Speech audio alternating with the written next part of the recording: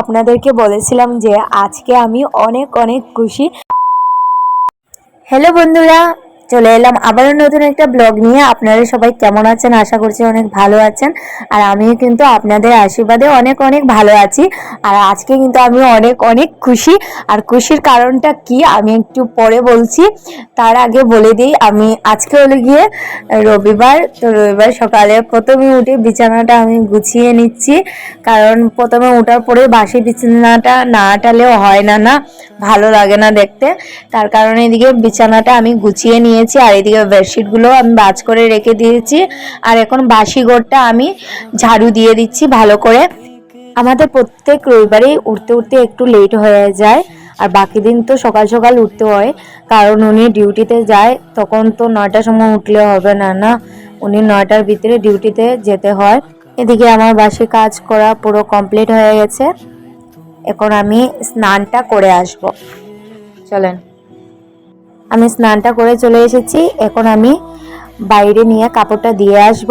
আর লাইটটা অন করা ছিল, আমি ভুলেই গিয়েছি চানের আগে, মানে লাইটটা অফ করে যাওয়ার জন্য। তার জন্য লাইটটা অফ করে দিলাম এসেই। তো এদিকে আমি পুরো ঘরে একটু গঙ্গা জল ছিটিয়ে দিচ্ছি।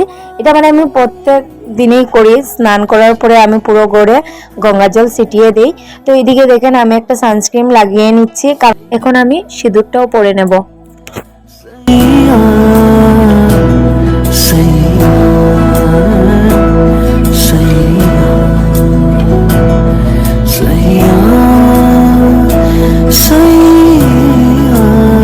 পড়াটা শেষ হয়ে গেলে আমি এদিকে পুজোটা দেওয়া স্টার্ট করে দিয়েছি। প্রথমে আমি বাসনগুলো নিয়ে যাব, তারপর জায়গাটা দেখেন আমি পরিষ্কার করে নিচ্ছি। এইগুলা ধূপকাঠির গুঁড়া। তো প্রথমে এইভাবে পরিষ্কার করে তারপরে রুমালটা ভিজিয়ে এনে এই দেখেন ভালো করে ক্লিন করে নিচ্ছি আমি। আর আজকেও কিন্তু ফুল নেই, ফুল ছাড়াই পূজাটা দেব আমি। আজকের পুজোটা আমি কিসমিস দিয়ে দিচ্ছি। ফুল ছাড়া পুজো দিতে আমার নিজেরও ভালো লাগে না, কিন্তু কি করব, দিতে তো হবে, তাই না? আর সব দিন কিন্তু ফুল আনা সম্ভব না, কারণ উনি রুমে থাকে না, তার কারণে।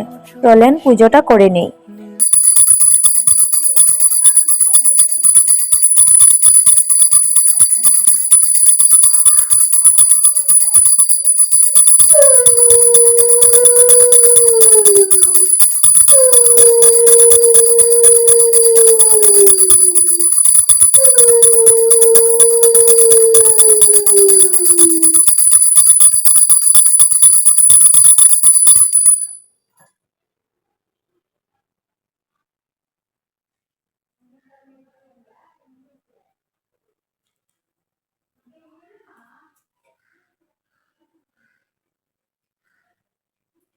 আমার পুজো দেওয়াটা শেষ, মোটামুটি ধরেন 10টার ভিতরেই আমার সব কাজ শেষ হয়ে গেছে।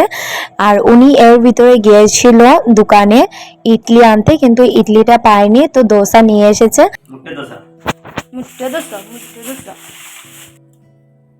না, এক্সট্রা ওইটা আসলো, ওই দেখো, ওই যে ওই ডান্ডিটা এক্সট্রা এক্সট্রা মানে ওইটার মধ্যে লাগাইবার লেগিয়া। এগুলো সেদিনও খুঁজাইছি, পাইছি না। তবে শুরুতেই আপনাদেরকে বলেছিলাম যে আজকে আমি অনেক অনেক খুশি। তো খুশির কারণটা হলো গিয়ে আমার স্বামী, মানে অন্যদিন আর কি উনি সকালবেলা ক্রিকেট খেলতে চলে যায়, ধরুন 5টা 5:30টার সময় বেরিয়ে যায়, কিন্তু আজকে রবিবারে আর কি উনি যায়নি, বলছে বিকেলবেলা যাবে, তার জন্য আর কি একটু খুশি। যে বড় একটা লইয়াই যায়, বেজান বড় হয়ে গেছে, তাহলে সুন্দর করে আর না মোবাইল।